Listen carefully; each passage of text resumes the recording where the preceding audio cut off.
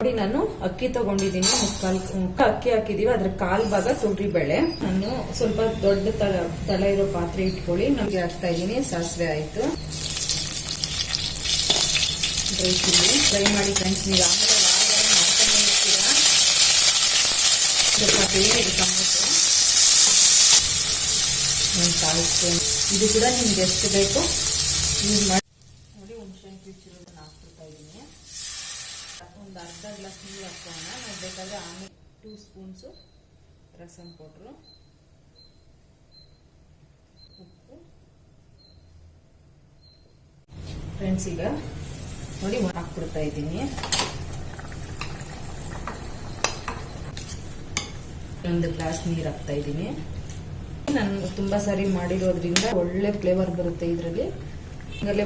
ಒಗ್ಗರಣೆಗೂ ಕೂಡ ನೀವು ಹಾಕೊಬಹುದು.